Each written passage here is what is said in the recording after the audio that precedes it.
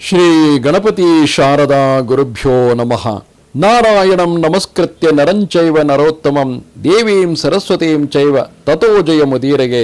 ಶ್ರೋತೃಗಳಿಗೆ ಶ್ರೀಮನ್ ಮಹಾಭಾರತದ ಆದಿ ಪರ್ವದಲ್ಲಿ ದೇವತೆಗಳು ಮತ್ತು ದೈತ್ಯರು ಸೇರಿ ಅಮೃತಕ್ಕಾಗಿ ಸಮುದ್ರವನ್ನು ಕಡೆದುದು, ಅನೇಕ ರತ್ನಗಳೊಡನೆ ಅಮೃತದ ಉತ್ಪತ್ತಿ, ಶ್ರೀ ಮಹಾವಿಷ್ಣುವು ಮೋಹಿನಿ ರೂಪವನ್ನು ಧರಿಸಿ ಅಮೃತವನ್ನು ಅಪಹರಿಸಿದುದು ಎಂಬ 18ನೆಯ ಅಧ್ಯಾಯಕ್ಕೆ ಸ್ವಾಗತ.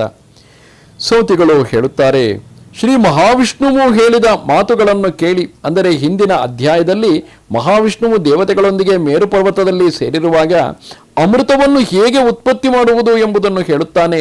ಆ ಮಾತುಗಳನ್ನು ಕೇಳಿ ದೇವತೆಗಳು ಬ್ರಹ್ಮನ ಮೂಲಕ ಆ ಮಾತುಗಳನ್ನು ಕೇಳಿದವರಾಗಿ ಬಹಳ ಸಂತಸಗೊಂಡು ಒಡನೆಯೇ ಸಮುದ್ರವನ್ನು ಕಡೆಯಲು ಹೊರಡುತ್ತಾರೆ. ಅದಕ್ಕೆ ಮಂದರ ಪರ್ವತವನ್ನೇ ಕಡೆಗೋಲನ್ನಾಗಿ ಇಟ್ಟುಕೊಳ್ಳಬೇಕೆಂದು ಅವರು ನಿಶ್ಚಯಿಸಿ ಆ ಪರ್ವತದ ಸಮೀಪಕ್ಕೆ ತೆರಳಿದರು. ಮಂದರವು ಸಾಧಾರಣವಾದ ಪರ್ವತವಾಗಿರಲಿಲ್ಲ. ತಥೋಭ್ರ ಶಿಖರಾಕಾರೈರ್ ಗಿರಿಶೃಂಗೈರಲಂಕೃತಂ ಮಂದರಂ ಪರ್ವತವರಂ ಲತಾಜಾಲ ಸಮಾಕುಲಂ ನಾನಾ ವಿಹಗ ಸಂಘುಷ್ಟಂ ನಾನಾದಂಷ್ಟ್ರಿ ಸಮಾಕುಲಂ ಕಿನ್ನರೈರಪ್ಸರೋಭಿಶ್ಚ ದೇವೈರಪಿ ಚ ಸೇವಿತಂ 11 ಸಹಸ್ರಾಣಿ ಯೋಜನಾನಾಂ ಸಮುಚ್ಛ್ರಿತಂ ಅಧೋ ಭೂಮಿ ಸಹಸ್ರೇಷು ತಾವಸ್ತ್ಯೇವ ಪ್ರತಿಷ್ಠಿತಂ. ಆ ಮಂದರ ಪರ್ವತವು ಬಿಳಿಯದಾದ ಮೇಘಮಂಡಲೋಪಾದಿಯಲ್ಲಿದ್ದ ಗಗನಚುಂಬಿಯಾದ ಶಿಖರಗಳಿಂದ ಸುಶೋಭಿಸುತ್ತಿದ್ದಿತು. ನಾನಾ ವಿಧವಾದ ಲತೆಗಳ ಸಮೂಹದಿಂದ ಆ ಮಂದರ ಪರ್ವತವು ಆವೃತವಾಗಿದ್ದಿತು.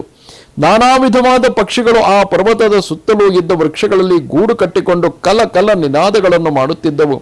ಕೋರೆದಾಡೆಗಳನ್ನು ಹೊಂದಿದ್ದ ದೊಡ್ಡ ದೊಡ್ಡ ಸಿಂಹ ಶಾರ್ದೂಲಾದಿ ಹಿಂಸ್ರ ಮೃಗಗಳಿಂದ ಆ ಪರ್ವತವು ವ್ಯಾಪ್ತವಾಗಿದ್ದಿತು. ಕಿನ್ನರರು, ಅಪ್ಸರೆಯರು ಮತ್ತು ದೇವತೆಗಳು ಆ ಪರ್ವತವನ್ನು ಸೇವಿಸುತ್ತಿದ್ದರು. ಆ ಪರ್ವತದ ಎತ್ತರವು 11,000 ಯೋಜನದವರೆಗಿದ್ದಿತು. ಭೂಮಿಯ ಒಳಗೂ ಆ ಪರ್ವತವು 11,000 ಯೋಜನಗಳವರೆಗೆ ವ್ಯಾಪಿಸಿದ್ದಿತು. ಅಂತಹ ಪರ್ವತವನ್ನು ಮಂಥನಕ್ಕೆ, ಅಂದರೆ ಅಮೃತ ಮಂಥನಕ್ಕಾಗಿ, ಸಾಗರವನ್ನು ಮಥಿಸುವುದಕ್ಕಾಗಿ ಕಡೆಗೋಲನ್ನಾಗಿ ಮಾಡಿಕೊಳ್ಳಬೇಕೆಂಬ ಆಲೋಚನೆಯು ಯುಕ್ತವೇ ಸರಿ. ಆದರೆ ಅದನ್ನು ಕಿತ್ತು ಸಮುದ್ರದಲ್ಲಿಡುವ ಕಾರ್ಯವೊಂದಿದೆ. ಪರ್ವತವನ್ನೆತ್ತಿ ಸಮುದ್ರದಲ್ಲಿಡಲು ಅಸಮರ್ಥರಾದ ಇಂದ್ರಾದಿಗಳು ಪುನಃ ಬ್ರಹ್ಮ ವಿಷ್ಣುಗಳು ಕುಳಿತಿರುವ ಸ್ಥಳಕ್ಕೆ ಹೋದರು. ಮಂದರ ಪರ್ವತವನ್ನು ಕಿತ್ತು ಸಮುದ್ರದಲ್ಲಿಡಲು ಉಪಾಯವೊಂದನ್ನು ಸೂಚಿಸಬೇಕೆಂದು ಪ್ರಾರ್ಥಿಸಿದರು. ನೀವಿಬ್ಬರು ಕಲ್ಯಾಣಮಯಿಯಾದ ನಿಮ್ಮ ಉತ್ತಮ ಬುದ್ಧಿಯನ್ನು ಈ ಕಾರ್ಯಕ್ಕೆ ನಿಯೋಜಿಸಿರಿ. ನಮ್ಮೆಲ್ಲರ ಹಿತಕ್ಕಾಗಿ ಮಂದರ ಪರ್ವತವನ್ನು ಎತ್ತಿ ಸಮುದ್ರದಲ್ಲಿಡಲು ನಿಮ್ಮ ಶ್ರೇಷ್ಠವಾದ ಬುದ್ಧಿಯ ಮೂಲಕವಾಗಿ ಪ್ರಯತ್ನಿಸಿರಿ ಎಂದು ಕೇಳಿಕೊಳ್ಳುತ್ತಾರೆ. ಆಗ ದೇವತೆಗಳು ಹೀಗೆಂದು ಪ್ರಾರ್ಥಿಸಿದಾಗ ಬ್ರಹ್ಮನೊಡನಿದ್ದ ಅಪ್ರಮೇಯ ಸ್ವಭಾವನು, ಸರ್ವಜ್ಞನು, ಪದ್ಮಾಕ್ಷನೂ ಆದ ಮಹಾವಿಷ್ಣುವು ಹಾಗೆಯೇ ಆಗಲೆಂದು ದೇವತೆಗಳಿಗೆ ಆಶ್ವಾಸನೆಯನ್ನಿತ್ತನು. ಮಂದರೋದ್ಧರಣ ಕಾರ್ಯಕ್ಕೆ ನಾಗರಾಜನಾದ ಅನಂತನನ್ನು ನಿಯಮಿಸಿದನು. ಬ್ರಹ್ಮನಿಂದ ಪ್ರೇರಿತನಾಗಿ ನಾರಾಯಣನಿಂದ ನಿರ್ದೇಶಿತನಾದ ಅನಂತನು ಒಡನೆಯೇ ಮೇಲೆದ್ದು ಮಂದರೋದ್ಧರಣ ಕಾರ್ಯದಲ್ಲಿ ತೊಡಗಿದನು. ಮಹಾಬಲಿಷ್ಠನಾದ ಅನಂತನು ತನ್ನ ಬಲವನ್ನೆಲ್ಲ ಪ್ರಯೋಗಿಸಿ ಅರಣ್ಯಗಳು ಮತ್ತು ಅರಣ್ಯಗಳಲ್ಲಿದ್ದ ಪ್ರಾಣಿಗಳ ಸಮೇತವಾಗಿ ಮಂದರ ಪರ್ವತವನ್ನು ಕಿತ್ತು ಬಿಟ್ಟನು. ಮಂದರ ಪರ್ವತವನ್ನು ಹೊತ್ತಿದ್ದ ಅನಂತನೊಡನೆ ದೇವತೆಗಳು ಸಮುದ್ರ ತೀರಕ್ಕೆ ಹೋಗಿ ಸಮುದ್ರದ ಅಧಿದೇವತೆಯಾದ ಸಮುದ್ರ ರಾಜನನ್ನು ಪ್ರಾರ್ಥಿಸಿದರು. ಸಮುದ್ರ ರಾಜ, ಅಮೃತ ಪ್ರಾಪ್ತಿಗಾಗಿ ನಾವು ನಿನ್ನಲ್ಲಿ ಅಡಗಿರುವ ನೀರನ್ನು ಕಡೆಯುತ್ತೇವೆ. ದೇವತೆಗಳ ಪ್ರಾರ್ಥನೆಯನ್ನು ಕೇಳಿ ಸಮುದ್ರ ರಾಜನು ಹೇಳುತ್ತಾನೆ, ದೇವತೆಗಳೇ, ಮಂದರ ಪರ್ವತದ ನಿರಂತರ ಭ್ರಮಣದಿಂದ ಉಂಟಾಗುವ ಮಹತ್ತರವಾದ ಮರ್ದನವನ್ನು ನಾನು ಸಹಿಸಿಕೊಳ್ಳುತ್ತೇನೆ. ಆದರೆ ನನ್ನನ್ನು ಮಥಿಸಿ ಪಡೆಯುವ ಅಮೃತದಲ್ಲಿ ನನಗೂ ಸಹ ಒಂದು ಅಂಶವನ್ನು ಕೊಡಬೇಕು. ಈ ಒಂದು ನಿಬಂಧನೆಯೊಡನೆ ನಾನು ಒಪ್ಪಿಕೊಳ್ಳುತ್ತೇನೆ. ದೇವತೆಗಳು ಹಾಗೆಯೇ ಆಗಲೆಂದು ಹೇಳಿದರು. ಸಮುದ್ರರಾಜನ ಅನುಮತಿಯನ್ನು ಪಡೆದ ನಂತರ ಇಂದ್ರಾದಿಗಳು ಸಮುದ್ರದ ತಳದಲ್ಲಿದ್ದ ಆಮೆಗಳ ರಾಜನಲ್ಲಿಗೆ ಹೋಗಿ ಮಂದರ ಪರ್ವತವನ್ನು ಸಮುದ್ರದ ಮಧ್ಯದ ಭಾಗದಲ್ಲಿ ಹೊತ್ತು ನಿಲ್ಲಲು ಪ್ರಾರ್ಥಿಸಿದರು. ವಿಷ್ಣುವಿನ ಅವತಾರನಾದ ಕೂರ್ಮರಾಜನು ಒಪ್ಪಿ ಮಂದರ ಪರ್ವತವನ್ನು ತನ್ನ ಅಭೇದ್ಯವಾದ ಬೆನ್ನಿನ ಮೇಲೆ ಇಡುವಂತೆ ಹೇಳಿದನು. ಇಂದ್ರಾದಿಗಳು ಅನಂತನು ಹೊತ್ತಿದ್ದ ಮಂದರ ಪರ್ವತವನ್ನು ಬಹಳ ಜಾಗರೂಕತೆಯಿಂದ ಕೂರ್ಮರಾಜನ ಬೆನ್ನಿನ ಮೇಲಿಟ್ಟರು. ಇಂದ್ರನು ತನ್ನ ವಜ್ರಾಯುಧದಿಂದ ಕಡೆಯಲು ಅನುಕೂಲವಾಗುವಂತೆ ಪರ್ವತಕ್ಕೆ ಕೋಲಿನ ಆಕಾರವು ಬರುವಂತೆ ಮಾಡಿದನು. ದೇವತೆಗಳು ಸರ್ಪಶ್ರೇಷ್ಠನಾದ ವಾಸುಕಿಯನ್ನೇ ಕಡೆಯುವ ಹಗ್ಗವನ್ನಾಗಿ ಮಾಡಿಕೊಂಡರು. ಅಸುರರು ಕೂಡ ಅಮೃತ ಪ್ರಾಪ್ತಿಯ ಲೋಭದಿಂದ ದೇವತೆಗಳೊಡನೆ ಕಲೆತು ಸಮುದ್ರವನ್ನು ಕಡೆಯಲು ಒಪ್ಪಿದರು. ಅಸುರರು ವಾಸುಕಿಯ ಹೆಡೆಯ ಕಡೆಯನ್ನು ದೇವತೆಗಳು ವಾಸುಕಿಯ ಬಾಲದ ಕಡೆಯನ್ನು ಹಿಡಿದು ಕಡೆಯಲು ಪ್ರಾರಂಭಿಸಿದರು. ಭಗವಾನ್ ಅನಂತನು ನಾರಾಯಣನು ಇರುವೆಡೆಯಲ್ಲಿಯೇ ಇದ್ದನು. ಅನಂತ ಮತ್ತು ನಾರಾಯಣರು ಒಮ್ಮೆ ವಾಸುಕಿಯ ಹೆಡೆಯನ್ನು ಮೇಲಕ್ಕೆ ಎತ್ತುತ್ತಲೋ ಮತ್ತೊಮ್ಮೆ ಕೆಳಕ್ಕೆ ಬಗ್ಗಿಸುತ್ತಲೋ ಎದ್ದರು. ದೇವತೆಗಳಿಂದ ಅನವರತವಾಗಿ ಎಳೆದಾಡಲ್ಪಡುತ್ತಿದ್ದ ವಾಸುಕಿಯ ಮುಖದಿಂದ ಪದೇ ಪದೇ ಅಗ್ನಿಯ ಕಣದಿಂದ ಕೂಡಿದ ಹೊಗೆಯು ಹೊರಬರುತ್ತಿದ್ದಿತು.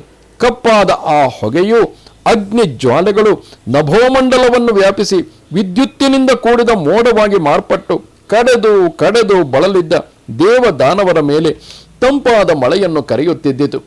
ಮೊದಲು ಮಂದರ ಪರ್ವತದ ಚಕ್ರ ಗತಿಯಿಂದ ಪರ್ವತದ ಮೇಲಿದ್ದ ಮರ ಬಳ್ಳಿಗಳಿಂದ ಹೂಗಳು ದೇವದಾನವರ ಮೇಲೆ ಸುರಿದು ಪುಷ್ಪವೃಷ್ಟಿಯಾಗುತ್ತಿರುವಂತೆ ಕಾಣುತ್ತಿದ್ದಿತು. ದೇವಾಸುರರು ಮಂದರ ಪರ್ವತದಿಂದ ಸಮುದ್ರವನ್ನು ಕಡೆಯುತ್ತಿದ್ದಾಗ ಮಹಾಮೇಘದ ಗಂಭೀರವಾದ ಗರ್ಜನೆಯೋಪಾದಿಯಲ್ಲಿ ಘೋರವಾದ ಶಬ್ದವಾಯಿತು. ಸಾವಿರಾರು ಜಲಚರ ಪ್ರಾಣಿಗಳು ಮಂದರ ಪರ್ವತದ ಕಡತಕ್ಕೆ ಸಿಕ್ಕಿ ನುಚ್ಚು ನೂರಾಗಿ ನಾಶ ಹೊಂದಿದವು. ಪಾತಾಳ ಲೋಕದಲ್ಲಿದ್ದ ಮತ್ತು ಸಮುದ್ರದಲ್ಲಿದ್ದ ನಾನಾ ವಿಧವಾದ ಅನೇಕ ಪ್ರಾಣಿಗಳನ್ನು ಮಂದರ ಪರ್ವತವು ನಾಶಗೊಳಿಸಿತು.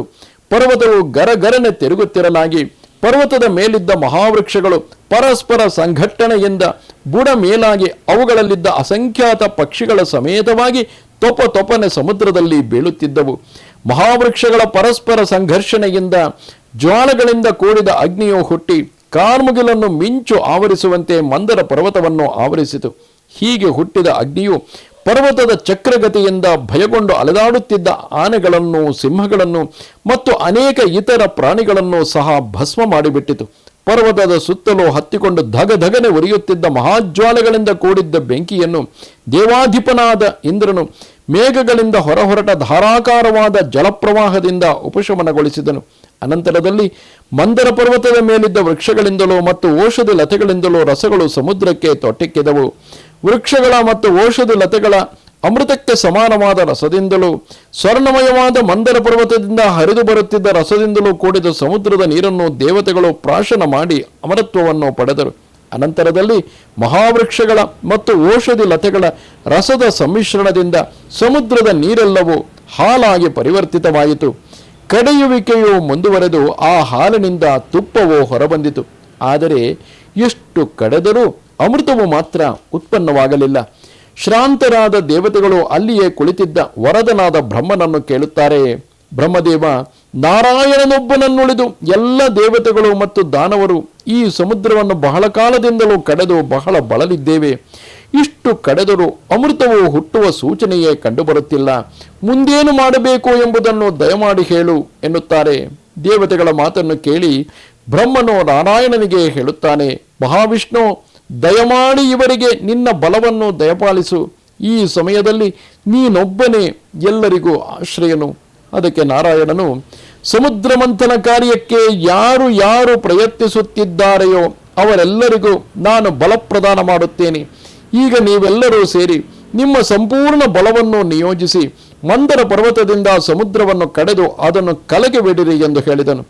ಶೌನಕರೇ, ನಾರಾಯಣನ ಮಾತನ್ನು ಕೇಳಿ ಉತ್ಸಾಹಿತರಾದ ಮತ್ತು ನಾರಾಯಣನ ಅನುಗ್ರಹದಿಂದ ಬಲಿಷ್ಠರಾದ ದೇವಾಸುರರು ಪುನಃ ಸಮುದ್ರವನ್ನು ಮಂದರ ಪರ್ವತದಿಂದ ಕಡೆಯಲು ಪ್ರಾರಂಭಿಸಿದರು. ಸ್ವಲ್ಪ ಕಾಲ ಕಳೆದ ನಂತರದಲ್ಲಿ ಮಹಾಸಾಗರದಲ್ಲಿ ಅನಂತಾನಂತವಾದ ಶೀತ ಕಿರಣಗಳಿಂದ ಕೂಡಿದ್ದ ಸೂರ್ಯನಿಗೆ ಸಮನಾದ ತೇಜಸ್ಸಿನಿಂದ ಬೆಳಗುತ್ತಿದ್ದ ಪ್ರಸನ್ನಾತ್ಮನಾದ ಚಂದ್ರನು ಉದಯಿಸಿದನು. ಅನಂತರ ತುಪ್ಪದ ರೂಪವಾಗಿದ್ದ ಆ ಸಮುದ್ರದ ಜಲದಿಂದ ಶ್ವೇತ ವಸ್ತ್ರವನ್ನು ಧರಿಸಿದ್ದ ಲಕ್ಷ್ಮಿಯು ಹೊರಬಂದಳು. ಅವಳನ್ನೇ ಅನುಸರಿಸಿ ಸುರಾದೇವಿಯು ಶ್ವೇತಾಶ್ವವು ಹುಟ್ಟಿದವು.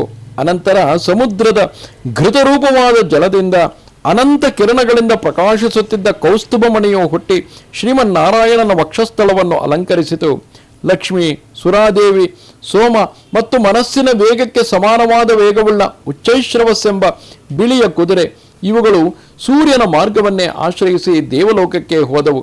ಅನಂತರ ದಿವ್ಯ ಶರೀರವನ್ನು ಧರಿಸಿದ್ದ ಧನ್ವಂತರಿಯು ಹುಟ್ಟಿದನು. ಅವನು ಅಮೃತದಿಂದ ಪೂರ್ಣವಾಗಿದ್ದ ಶ್ವೇತ ಕಮಂಡಲವನ್ನು ಕೈಯಲ್ಲಿ ಹಿಡಿದಿದ್ದನು.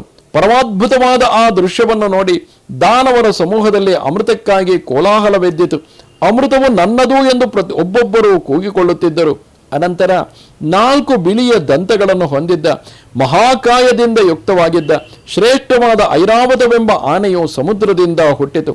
ಅದನ್ನು ವಜ್ರಪಾಣಿಯಾದ ಇಂದ್ರನು ಪಡೆದುಕೊಂಡನು. ದೇವದಾನವರು ಪುನಃ ಪುನಃ ಅತಿ ವೇಗದಿಂದ ಕಡಿಯುತ್ತಲೇ ಎದ್ದುದರಿಂದ ಕಾಲಕೂಟವೆಂಬ ವಿಷವು ಹುಟ್ಟಿತು. ಅದು ಹುಟ್ಟಿದೊಡನೆಯೇ ಹೊಗೆಯಿಂದ ಕೂಡಿದ ಅಗ್ನಿಯೋಪಾದಿಯಲ್ಲಿ ಪ್ರಜ್ವಲಿಸುತ್ತಾ ಸರ್ವ ಜಗತ್ತನ್ನು ಕ್ಷಣಮಾತ್ರದಲ್ಲಿ ಆವರಿಸಿಬಿಟ್ಟಿತು. ಅದರ ವಾಸನೆಯನ್ನು ಅಘ್ರಾಣಿಸಿದರಿಂದಲೇ ಪ್ರಪಂಚದ ಎಲ್ಲ ಪ್ರಾಣಿಗಳು ಮೂರ್ಛೆಗೊಂಡವು. ಒಡನೆಯೇ ಬ್ರಹ್ಮನು ಲೋಕ ಕಲ್ಯಾಣಾರ್ಥವಾಗಿ ಕಾಲಕೂಟ ವಿಷವನ್ನು ಪ್ರಾಶನ ಮಾಡುವಂತೆ ಪರಶಿವನನ್ನು ಪ್ರಾರ್ಥಿಸಿದನು. ಬ್ರಹ್ಮನ ಪ್ರಾರ್ಥನೆಯಂತೆ ಶಿವನು ವಿಷವನ್ನು ನುಂಗಿಬಿಟ್ಟನು. ಮಂತ್ರಮೂರ್ತಿಯಾದ ಭಗವಾನ್ ಮಹೇಶ್ವರನು ಕಾಲಕೂಟ ವಿಷವನ್ನು ತನ್ನ ಕಂಠದಲ್ಲಿ ಧರಿಸಿಕೊಂಡನು.